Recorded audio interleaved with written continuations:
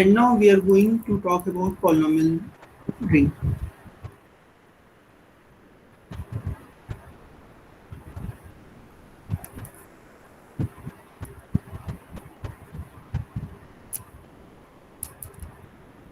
So suppose R is a commutative ring with identity. Suppose R is a commutative ring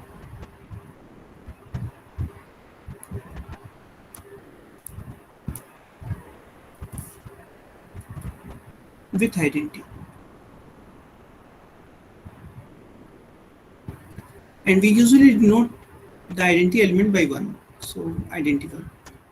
Okay. Now define a set. Define a set Rx. What is X? X is an indeterminate. Indeterminate मतलब कोई ऐसा element जो ring के बाहर का है, उसको हम लोग indeterminate बोल रहे हैं. So what is Rx? Rx is a set of symbols of the form a0 plus a1x plus an x to the power n, such that the elements ai are from the ring R. Elements ai are from the ring R, and n is non-negative integer, means 0 or natural number. n may be 0 or natural number. ठीक है. For example,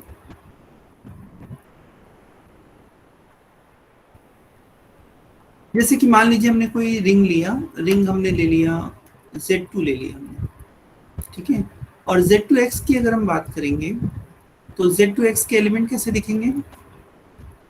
for example मान लीजिए कि हम ले रहे हैं n is equal to 0 ले लिए.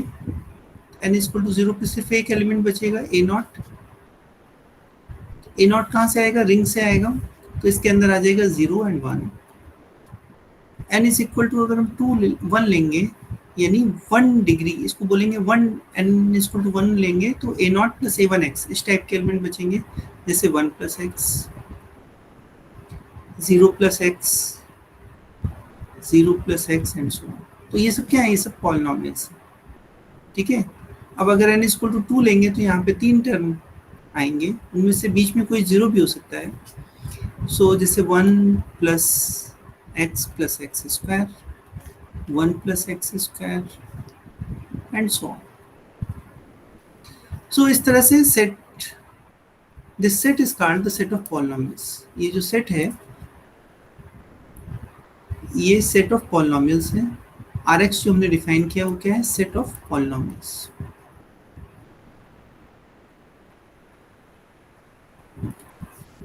ठीक है. तो हम लोग दिखाएंगे कि ये एक रिंग होता है. हम इसके ऊपर 2 ऑपरेशन डिफाइन करेंगे and we will leave it as exercise कि आप उसको वेरीफाई करके देखिएगा कि वो उस 2 ऑपरेशन के रिस्पेक्ट में रिंग बनाता है या नहीं. उससे पहले कुछ और चीजें हम आपको बताते हैं, जैसे डिग्री ऑफ पॉलिनोमियल. ये सारी चीजें आपने पढ़ी हैं, बस यहाँ पे अंतर इतना है कि रिंग हम ले रहे हैं यहाँ पे, और आपने जो भी पढ़ा है वो रियल नंबर के ऊपर पढ़ा हुआ है. ठीक है. या इंटीजर के ऊपर पॉलिनोमियल आपने पढ़े हुए. So degree of polynomial, degree of polynomial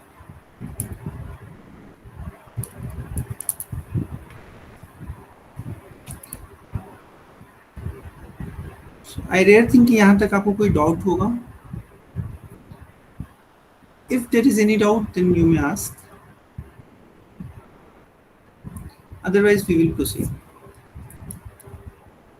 Okay, no doubt. So let us define degree of a polynomial. एक पॉलिनोमियल हम लोग मान लेते हैं fx is equal to a0 plus a1x plus anx to the power n, such that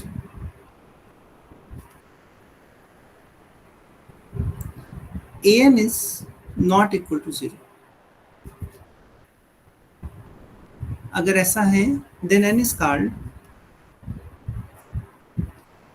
n is called degree of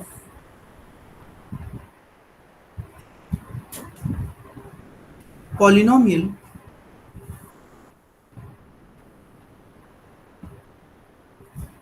fx। ठीक है, Rx को क्या कहा हमने, सेट ऑफ पॉलिनोमियल्स कहा, और Rx के जो एलिमेंट्स आए Rx के अंदर उनको हम लोग पॉलिनोमियल बोल रहे हैं। ठीक है, और एक्चुअल में ये जो एलिमेंट्स हैं इनको हम लोग पॉलिनोमियल ओवर R बोलते हैं। इन एलिमेंट्स को, इस टाइप के एलिमेंट्स को हम लोग क्या कहते हैं, polynomial over R, polynomials over R, यानी R के ऊपर पॉलिनोमियल, यानी कोफिशिएंट रिंग R से आ रहे हैं। और इंडिटरमिनेंट क्या है, इंडिटरमिनेंट x है। In the इंडिटरमिनेंट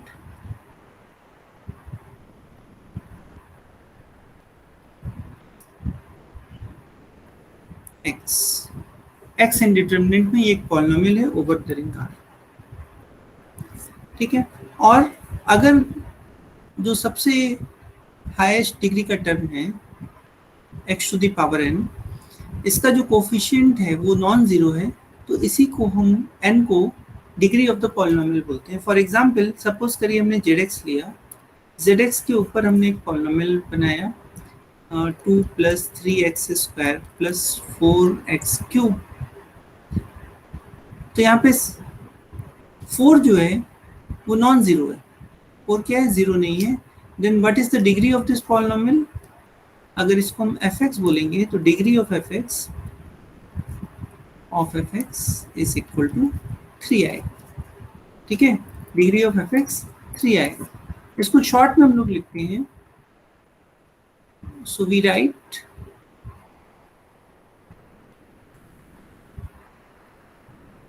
degree of fx as degree fx। इसको हम लोग शॉर्ट में ऐसे लिखेंगे या ऐसे लिखेंगे, और डिग्री ऑफ ब्रैकेट में fx, दोनों एक ही बात है। ठीक है, सो डिग्री ऑफ ए पॉलिनोमियल को हम लोग डिग्री डिग fx लिखेंगे। तो ये समझ में आ रहा है। जैसे फॉर एग्जांपल सपोज करिए हम आपसे पूछ रहे हैं कि अगर हमने fx लिख दिया, zx के ऊपर हम लिख रहे हैं 3 plus 4x square plus 7x to the power 4 plus 0x to the power 5, then what is the degree of this polynomial. इस पॉलिनोमियल की डिग्री क्या होगी, 4। इस पॉलिनोमियल की डिग्री 4 होगी। ठीक है, जो ये टर्म है यहाँ पे नॉन जीरो होना चाहिए, तो ये जीरो है इसलिए इसको नहीं जोड़ेंगे, इसके पहले वाले तो क्लियर। अच्छा, एक चीज और देखिए, नोटेशन, हमारे लिए कोई भी पॉलिनोमियल हो, अगर उसमें हम कुछ जीरो टर्म्स लगा रहे हैं तो उसको हम छोड़ के लिखेंगे। जैसे कि 3 plus 0x plus 7x square plus 5x cube plus suppose करिए हम 0x to the power 6 and 0x to the power 7 ऐसे लिख रहे हैं, तो इसका मतलब है सेम चीज 3 plus 7x square plus 5x cube.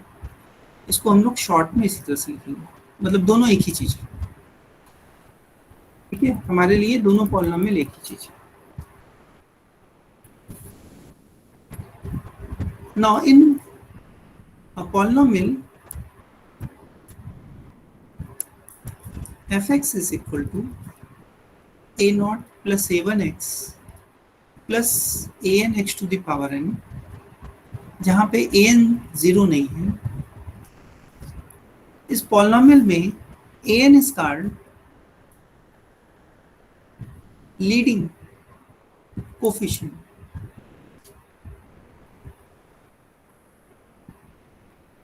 Of fx, इस an को हम लोग कहते हैं fx का लीडिंग कोफिशिएंट बोलते हैं। ठीक है,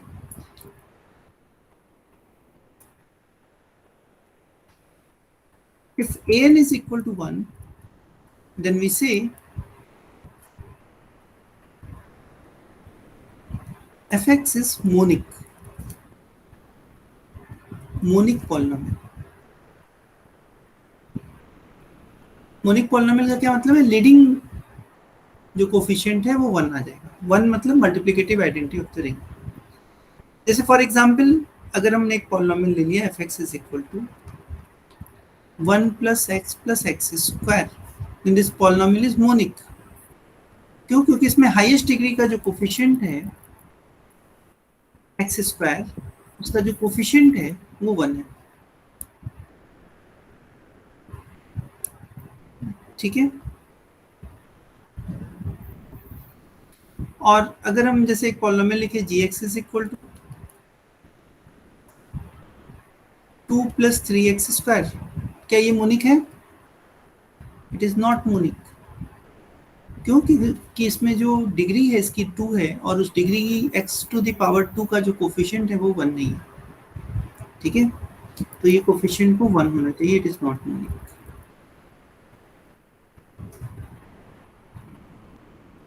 अच्छा, एक चीज और, जैसे कि हम रिंग का कोई एलिमेंट लेते हैं, take a not equal to 0 in R, then fx is equal to a is also a polynomial by definition. And लेकिन ये पॉलिनोमियल को अगर देखेंगे तो इसमें x कितना है? x की डिग्री 0 है. x की पावर 0 के साथ इसको मल्टीप्लाई है. x टू द पावर 0 मतलब 1. तो हम कहते हैं डिग्री ऑफ दिस पॉलिनोमियल 0 आएगी and fx is equal to a where a belongs to R is called constant polynomial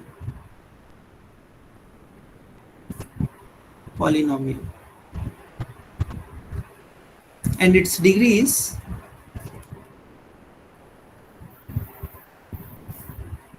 zero. Of course a non zero होना चाहिए तो R स्टार हमने कर दिया. fx is equal to 0 is called zero polynomial.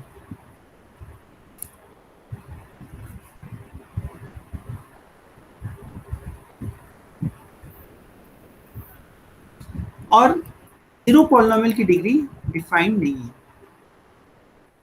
और आप कह सकते हैं कि zero polynomial has no degree.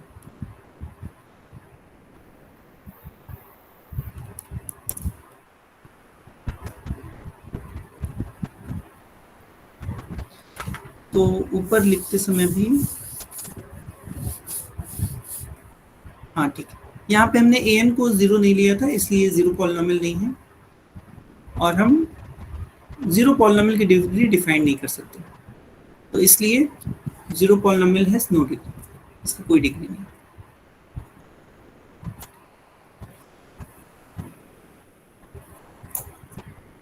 अब दो पॉलिनोमियल को हम इक्वल कब कहेंगे? Suppose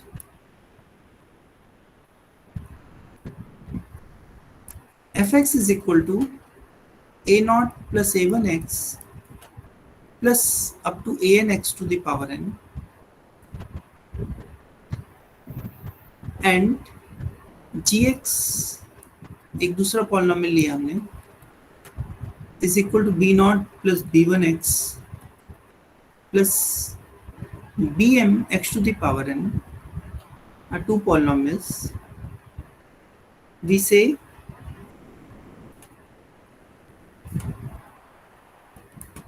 fx is equal to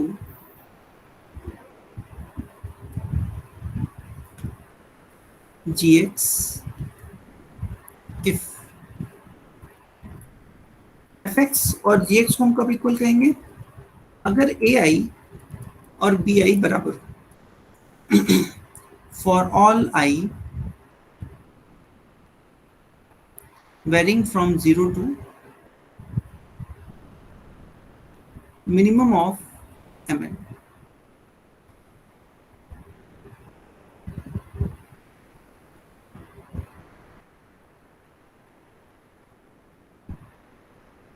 ठीक है. And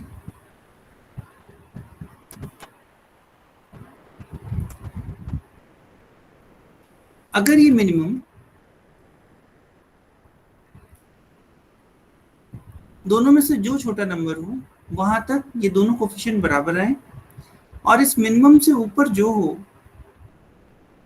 if minimum of mn से ऊपर आई है तो ai क्या हो, 0 हो। मतलब n है अगर, तो ai 0 आए for all i greater than this minimum. समझ में आ रहा है? और अगर ये minimum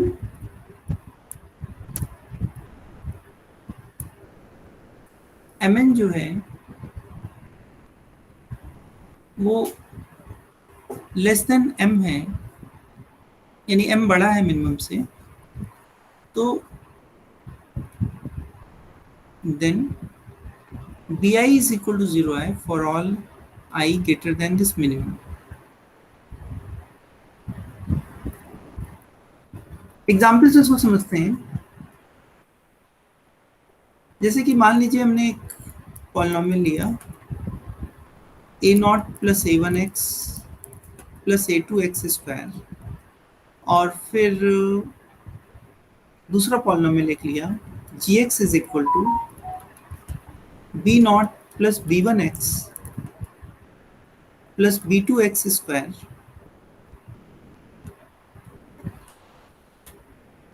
plus b4x to the power 3 b3x to the power 3। मान लीजिए ये पॉलिनोमियल है। अब दोनों को हम इक्वल कब बोलेंगे? जब दोनों बराबर है, ये सारे कोफिशिएंट बराबर हैं, और जो दोनों में मिनिमम है यानी 2 मिनिमम हो गया, यानी 2 से ऊपर जो जा रहा है, तो इस केस में m क्या हो गया, वो m 2 से बड़ा हो गया, तो ये वाला कोफिशिएंट क्या आना चाहिए, 0 आना चाहिए। ठीक है, तब हम कहेंगे दोनों पॉलिनोमियल इक्वल हैं। या आप इस तरह से भी लिख सकते हैं, दो पॉलिनोमियल इक्वल हैं अगर उनकी डिग्री सेम हो एंड करस्पॉन्डिंग कोफिशिएंट सारे इक्वल हैं। तो इसको लिखने का एक और तरीका हो सकता है,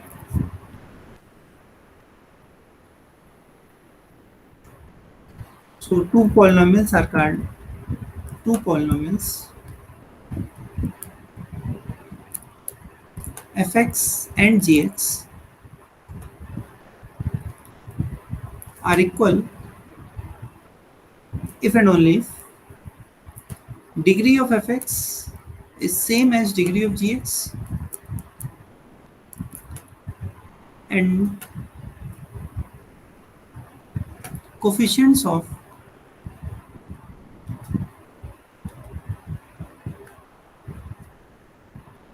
x to the power I are same in both polynomials।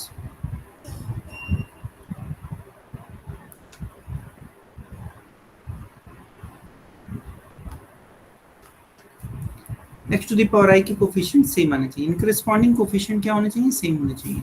तो हम कहेंगे दोनों polynomial equal.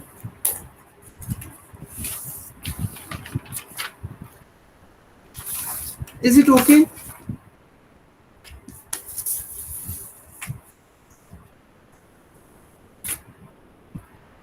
Is it okay? Yes, sir.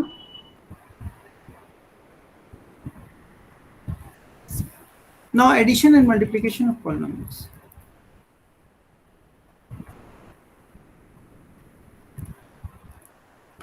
Addition and multiplication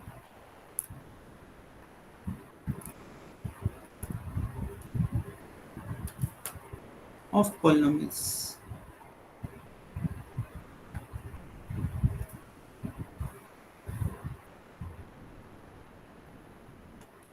Suppose fx is equal to a0 plus a1x plus anx to the power n and G x is equal to B naught plus B one x plus B M X to the power N. And मान लीजिए कि N बड़ा है M से या बराबर है M के, और हमको ऐड करना है इसको। ऐड कैसे करेंगे हम लोग करस्पॉन्डिंग टर्म्स को ऐड करते जाएंगे। यानी हम लोग क्या करेंगे, A naught plus B naught करेंगे प्लस ए वन प्लस बी वन करेंगे, एक्स यहाँ लिखेंगे प्लस एंड सो ऑन। अब m छोटा है तो A M plus B M तक तो वैसे ही चलेंगे, A M plus B M X to the power m। और m से ऊपर जाने पर बी एम वाले टर्म नहीं मिलेंगे क्योंकि m छोटा था n से। तो आगे क्या आ जाएगा, A M plus one X to the power m plus one up to X to the power n, A N X to the power n। ठीक है, ऐसे ऐड करेंगे। ये वही एडिशन है जो आप लोग पहले भी करते आए हैं, दो पॉलिनोमियल को ऐड करने का। और मल्टीप्लाई कैसे करेंगे, देखिए इन्हीं दोनों पॉलिनोमियल को अगर हमको मल्टीप्लाई करना है तो एफ एक्स इंटू जी एक्स भी एक पॉलिनोमियल मिलेगा। सपोज करिए उस पॉलिनोमियल के कोफिशिएंट आ रहे हैं सी के एक्स टू द पावर के, और के कहाँ से कहाँ तक जाएगा, जीरो से लेकर दोनों पॉलिनोमियल की डिग्री का सम एन प्लस एम। ठीक है, दोनों पॉलिनोमियल की डिग्री का सम। तो यहाँ पे हम मान के चल रहे हैं कि इसकी डिग्री n है, यानी ए एन जीरो नहीं है, और यहाँ पे इसकी डिग्री m है, यानी बी एन भी जीरो नहीं है। तो ये मल्टीप्लाई करने पर n प्लस m तक जाएगा। वेयर, अब ये कोफिशिएंट सी के कैसे निकालेंगे हम लोग, where c k is actually sum of coefficients of the form a i b k minus i is varying from 0 to k। ठीक है, फॉर एग्जाम्पल अगर हमको दो पॉलिनोमियल को प्रोडक्ट लेना है, मान लीजिए एफ एक्स हमने एक पॉलिनोमियल लिया जेड एक्स में, एफ एक्स एक पॉलिनोमियल लिया one plus two x plus three x square, and दूसरा पॉलिनोमियल हमने जी एक्स लिया टू प्लस फाइव एक्स। तो इसका जब हम लोग प्रोडक्ट लेंगे तो कैसे लेंगे, एफ एक्स इंटू जी एक्स, एफ एक्स इंटू जी एक्स जो पॉलिनोमियल होगा। यहाँ पे देखिए इस पॉलिनोमियल जो है k इक्वल टू जीरो से लेके n प्लस m तक जा रहा है, तो यहाँ पे एक डिग्री दो है और यहाँ पे एक डिग्री एक है, तो ये पॉलिनोमियल तीन डिग्री का पॉलिनोमियल बनेगा। और मल्टीप्लाई करने का क्या तरीका होगा, ये चलिए इसको पहले ऐसे लिखते हैं। मान लीजिए कि ये स्टार्ट किया हमने c zero plus c one x plus c two x square plus c three x cube, तो एक्स क्यूब तक जाएगा बिकॉज टू प्लस वन कितना आता है, थ्री आता है, तो तीन डिग्री का पॉलिनोमियल तक ये जा सकता है। और कोफिशिएंट कैसे निकालेंगे, सी नॉट, सी नॉट क्या होगा, इस फॉर्मूले में हम के इक्वल टू जीरो रखेंगे तो आई इक्वल टू जीरो से जीरो वेरी करेगा। सो यहाँ पे आएगा ए जीरो एंड बी, के भी जीरो है आई भी जीरो है, तो B zero, so A zero B zero, A zero B zero. तो इसके कोफिशिएंट को अगर हम ए नॉट ए वन और ए टू बोल दें, और इसके कोफिशिएंट को B naught and B one बोल दें, तो बी जीरो ए जीरो यानी टू इंटू वन यानी टू आ जाएगा। This is C two, C zero and C one क्या होगा, सी वन में इस फॉर्मूले में जैसे हम वैल्यू रखेंगे, so i is varying from zero to one जाएगा। तो एक बार ए नॉट बी वन आएगा, एक बार ए वन बी नॉट आएगा। So this is a naught b one plus A one b naught. तो आप देख सकते हैं a naught b one that is 5 plus A one b naught 4, so it is 9। And C2 अब निकाल सकते हैं हम लोग। C2 कैसे निकलेगा, इसी तरह से C2 निकलेगा a naught b two plus A one b one plus a two b two. So a naught b two, sorry b two तो है नहीं आपके पास, बी टू यहाँ पे कुछ नहीं है, तो आप इसको जीरो लेके मान सकते हैं, बी टू इज जीरो, सो ये टर्म नहीं आएगा। ये 0 है।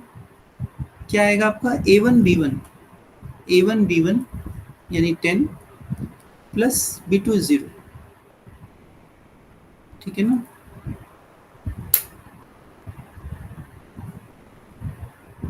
सॉरी ये गलत हो रहा है, सर लास्ट में B2 ना B0 हो, yes. And this is 3 into 2, that is 6, so it is 16. And C3 कैसे मिलेगा? C3 मिलेगा 3 into 5, क्योंकि C3 निकालने के लिए हमको चाहिए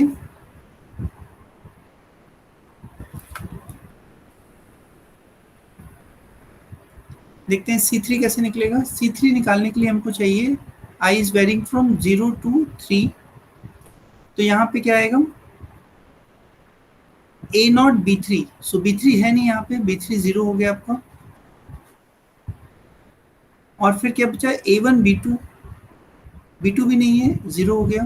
फिर क्या बचा A2 B1 कर सकते हैं, तो A2 B1 यानी 3 into 15, so it is A3 B1 only, and it is 15. So in this way you can find all the coefficients, or you know how to multiply two polynomials from your previous knowledge, उस knowledge का use करते हुए भी आप इसको कर सकते हैं डायरेक्टली। बट अभी ये फॉर्मूला चलेंगे तो हमारा ये प्रोडक्ट आ गया, ठीक है। So the thing is that कि हमने एक सेट बनाया Rx, इस Rx सेट के ऊपर where R is a commutative ring with identity, इस सेट के ऊपर हमने दो ऑपरेशन डाले, addition of polynomial and multiplication of polynomial. Now it is exercise for you to verify that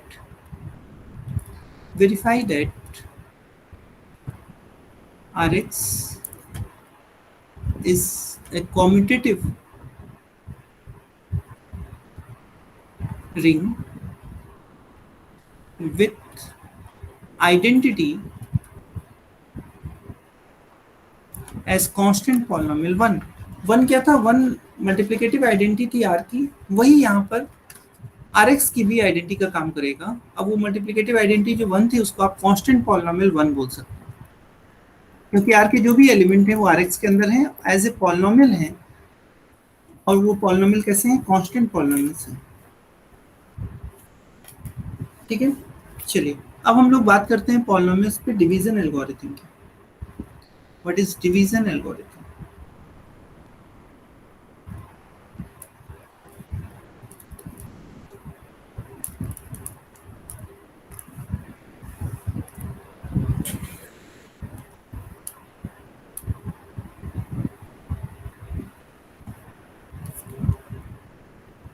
suppose करिए हम कोई फील्ड ले रहे हैं।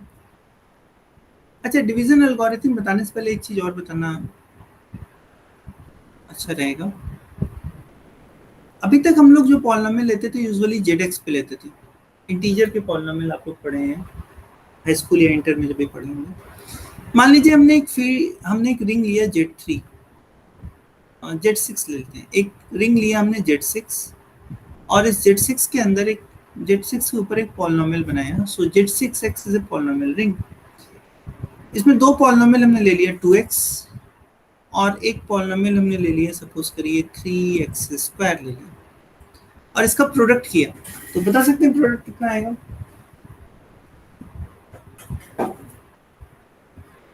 What will be the product of these two polynomials?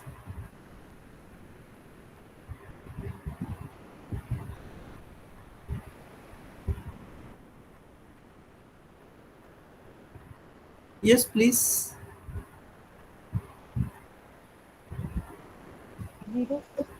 0, क्योंकि ये आ जाएगा 0x²।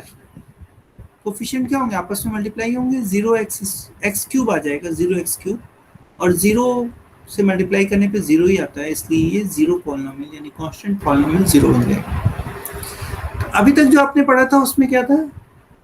दो पॉलिनोमियल का प्रोडक्ट 0 नहीं आता था अगर जेड के ऊपर देख रहे हैं तो, लेकिन यहाँ पर रिंग के ऊपर डिपेंड कर रहा है, और जैसे Z6 के ऊपर अगर हम देख रहे हैं तो दो पॉलिनोमियल का प्रोडक्ट 0 भी आ जा रहा है।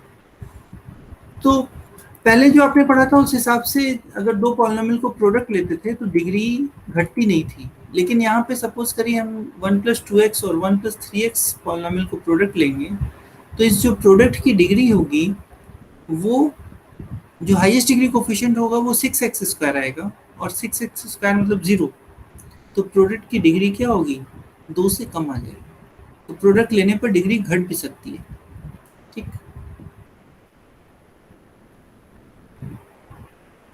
तो अभी हम लोग देखेंगे कि अगर रिंग इंटीग्रल डोमेन होगी तो ऐसा नहीं होगा। रिंग अगर इंटीग्रल डोमेन होगी तो Rx भी इंटीग्रल डोमेन ही आता है, तो वहां पर ये दोनों बात नहीं होगी, दो नॉन जीरो पॉलिनॉमियल का प्रोडक्ट नॉन जीरो आएगा और प्रोडक्ट लेने पर डिग्री भी नहीं घटेगी, डिग्री सम के बराबर आ जाएगी, दोनों पॉलिनॉमियल की डिग्री के सम के बराबर आएगी। चलिए उससे पहले डिवीजन एल्गोरिथम देखते हैं। Let f be a field, let f be a field and fx gx belongs to fx with gx not equal to 0, मतलब gx जीरो पॉलिनॉमियल नहीं है, then there exists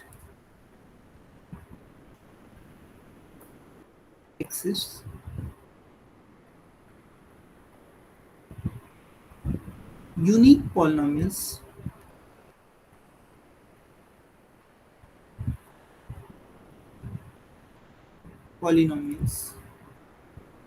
qx rx in fx such that fx can be written as gx into qx plus rx,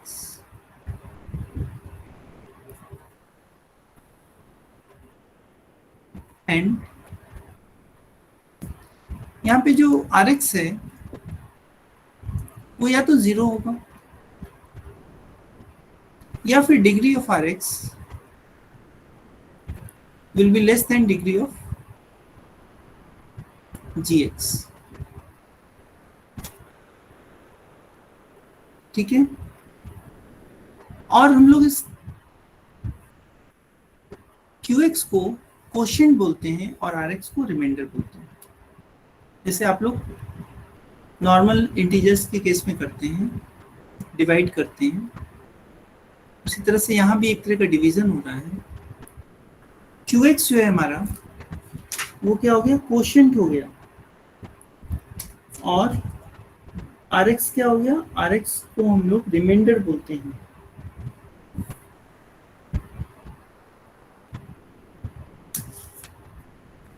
और reminder जो है वो या तो 0 आएगा, 0 आने का मतलब qx ने fx को gx ने fx को डिवाइड कर दिया, और या तो फिर रिमाइंडर क्या आएगा, उसकी डिग्री gx की डिग्री से कम होगी। इसको हम लोग प्रूफ नहीं कर रहे हैं, बट हम आपको एक एग्जांपल से इसको समझाने की कोशिश कर रहे हैं। ठीक है, जैसे मान लीजिए कि हमने कोई रिंग ले ली, और रिंग हमको क्या लेना है, फील्ड लेना है।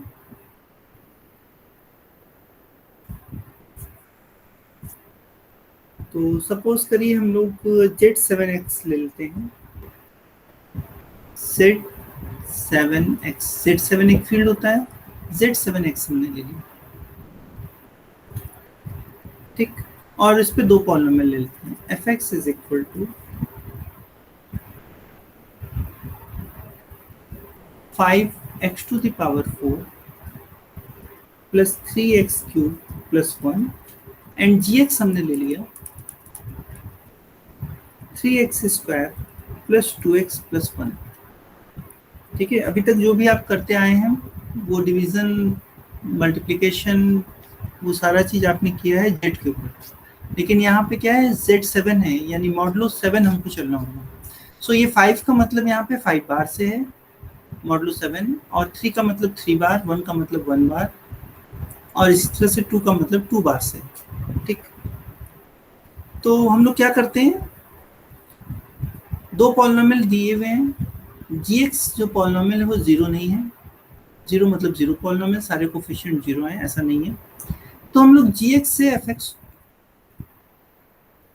को डिवाइड करेंगे, ठीक है, और हमको एक पॉलिनोमियल QX निकालना है और RX निकालना है। तो जैसे हम लोग डिवीजन करते हैं ठीक वैसे ही हम लोग करेंगे इसको। देखिए इसको लिखते हैं 3x²। हमारा एम है एक QX निकालना और RX निकालना, जो कि एबव मेंशन प्रॉपर्टी सेटिस्फाई करता है। तो जैसा आप लोग ने पॉलिनोमियल डिवीजन पढ़ा है वैसे ही करना है। बस ध्यान इस बात का रखना है कि हम लोग ZX में Z7 में काम कर रहे हैं, ठीक है, यानी मॉडुलो 7 हमको सारी चीजें देखनी है।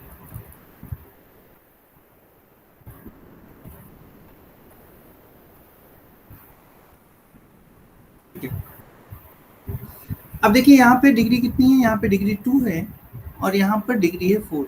तो हम ये चाहते हैं कि 4 डिग्री वाला टर्म यहाँ पे ना रहे, ठीक। तो क्या ऐसा हो सकता है कि 3 में Z7 के अंदर 3 का टेबल पढ़ते हैं, okay. So 3 to the power 1 is 3, 3 square is equal to 6, 9, 9 is 2, and 3 cube is equal to 6. Is it okay? 3 to the power 4 is equal to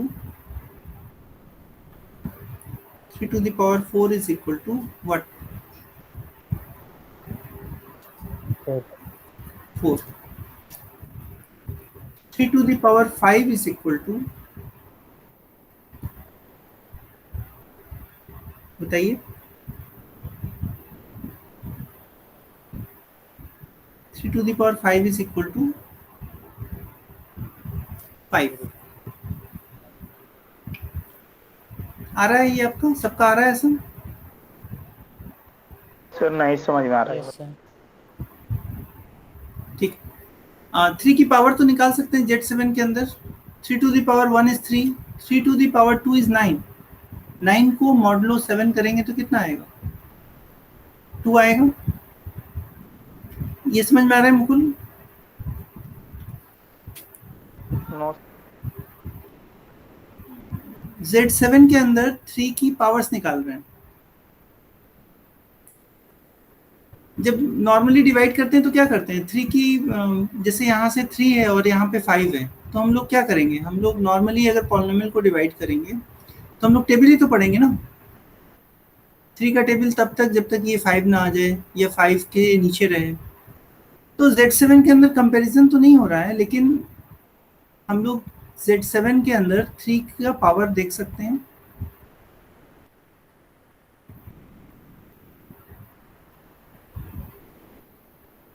so that कि 5 आ जाए, अगर नहीं आएगा तो फिर देखा जाएगा, बट इसको पढ़ सकते हैं ना अभी। 3 to the power 1 हमारा कितना आया, 3 आया।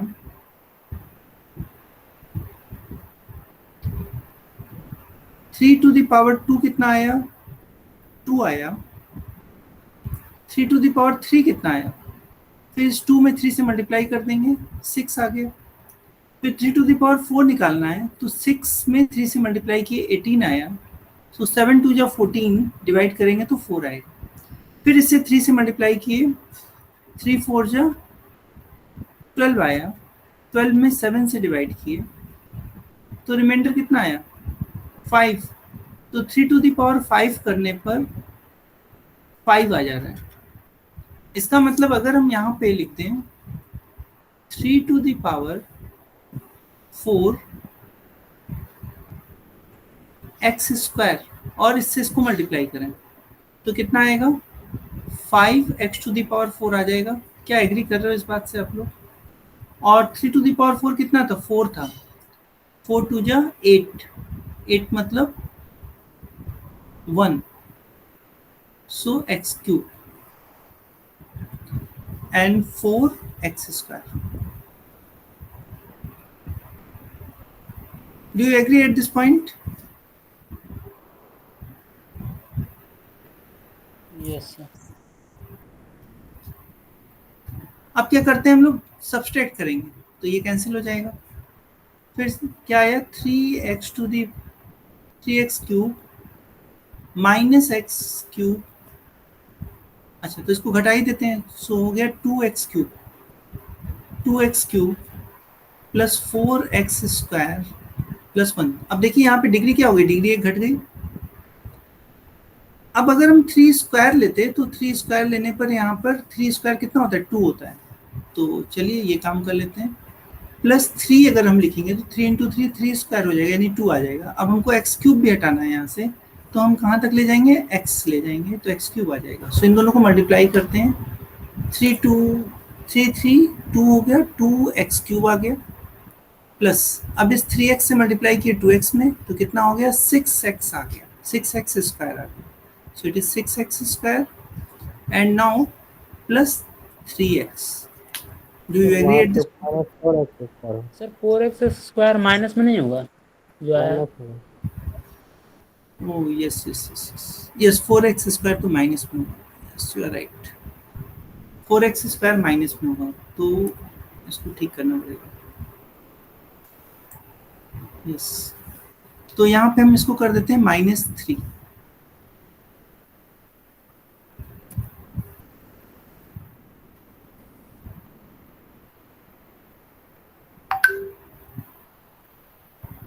नो नो सॉरी, इससे तो कोई फर्क नहीं पड़ा ना। हाँ ठीक, 4x स्क्वायर माइनस में और ये प्लस 6x। ठीक, अब यहाँ पे क्या हुआ, माइनस हुआ, तो ये माइनस हो गया, ये भी माइनस हो गया और ये भी माइनस हो गया। ठीक, तो -4x square and -6x square कितना हो गया, -10x स्क्वायर हो गया, -3x एंड +1। एग्री? -10 का मतलब कितना हुआ, ये देखिए। अब -10 को हम 7 से डिवाइड करेंगे तो कितना आएगा, -3 आएगा। 10 को 7 से डिवाइड किए, -3 हो गया। और -3 मॉडुलो 7 में किसके बराबर है, 7 -3 के बराबर होगा, क्योंकि 7 तो 0 है, यानी 4 के बराबर है। So this thing can be written as, ये जो ऊपर हमने लिखा है इसकी जगह पे हम लोग क्या लिख सकते हैं, 4x square. So this can be written as 4x square minus, और अब चाहे तो यहाँ से 3x को भी हटा सकते हैं माइनस यहाँ से। सो -3 कितना होता है 7 के अंदर, -3 का मतलब है 4। अभी देखा ना हमने, -3 का मतलब 4 है। So this is 4x + 1। So you may right it like this. चलिए फिर से डिवाइड करते हैं। यहाँ पे 4x स्क्वायर है, यहाँ पे 3x स्क्वायर है, तो इसको हमको हटाना है। कैसे हटाएं,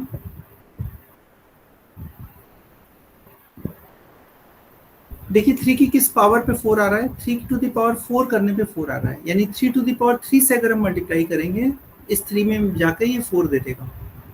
एंड 3 टू द पावर 3 का मतलब है 6, तो हम क्या करें, यहाँ पे 6x से मल्टीप्लाई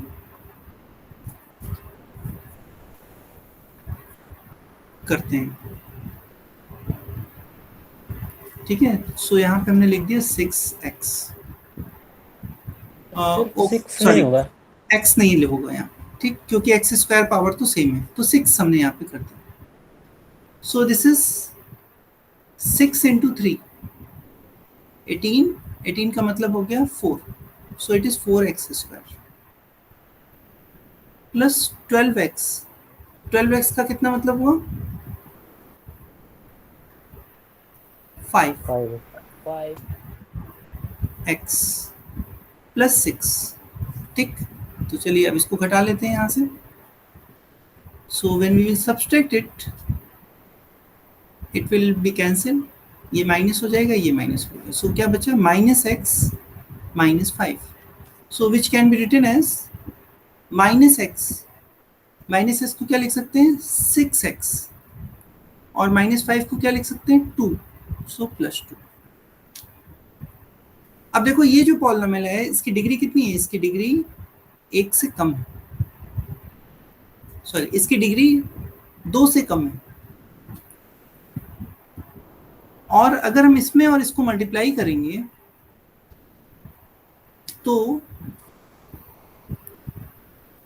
ये आप ऐसे देखिए कि इस पूरे पॉलिनोमियल में बार बार चीजों को घटाया गया है, तो ये सब घटाने के बाद कितना बचा, 6x + 2 बचा ना। तो क्या क्या घटाया गया है, इससे इसको मल्टीप्लाई करके, यानी इस हिस्से में इस हिस्से से इसको मल्टीप्लाई करके घटाया गया, फिर इस हिस्से से इसको मल्टीप्लाई करके घटाया गया, और फिर इस हिस्से से इसको मल्टीप्लाई करके घटाया गया। इसका मतलब है अगर हम इस पार्ट को और इस पार्ट को मल्टीप्लाई करके घटा दें इसमें से, तो जो बचेगा वो ये आएगा 6x plus 2. So the thing is that we can write it as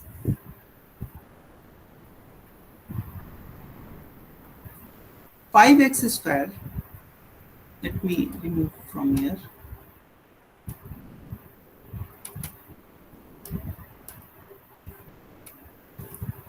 Let me remove it from here and write it.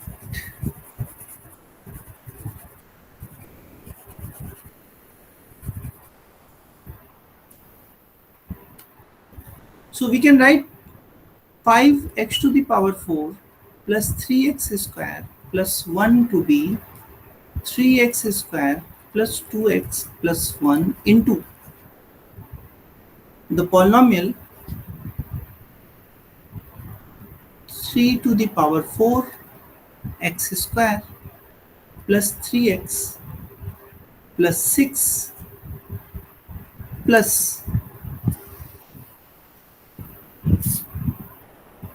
6x plus 2 plus 6x plus 2. So this 6x plus 2 is what? This 6x plus 2 is called remainder. ये जो आया आपका ये हिस्सा, this is called remainder. ठीक है, यही हो गया आपका रिमाइंडर।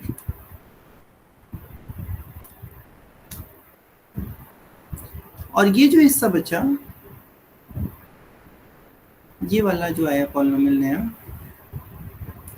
ये आपका हुआ कोशेंट। ये पॉलिनोमियल कहलाता है कोशेंट। तो ये एल्गोरिथम यही कह रही है कि जब भी आपके पास दो पॉलिनोमियल दिया है और एक पॉलिनोमियल नॉन जीरो है, यानी ये पॉलिनोमियल नॉन जीरो है, तो हम इससे इसको डिवाइड करेंगे, और डिवाइड करने के बाद हम 5x to the power 4 plus 3x square plus 1 को कैसे लिख सकते हैं? सर 3x क्यूब है। 1 सेकेंड, 3x क्यूब है, हाँ ठीक है, इसको यहाँ पे 3x क्यूब कर, 5x to the power 4 plus 3x cube plus 1, and this is 3 to the power 4x square plus 3x plus 6 quotient हो गया, रिमाइंडर 6x plus 2, और ये पॉलिनोमियल जिसे डिवाइड किया 3x square plus 2x plus 1, ठीक। सो this is the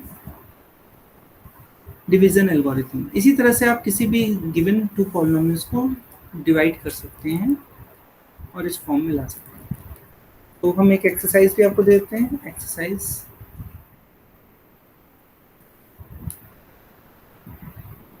let fx is equal to x cube plus 2x plus 4 and gx is equal to 3x plus 2 in z5 x. Determine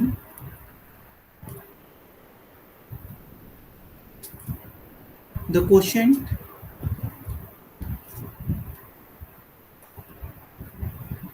and remainder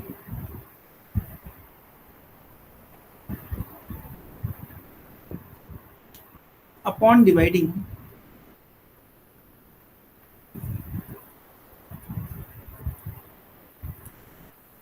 fx by gx।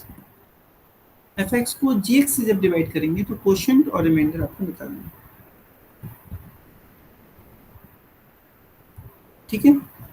तो इसको आप लोग ऐसे exercise करिएगा।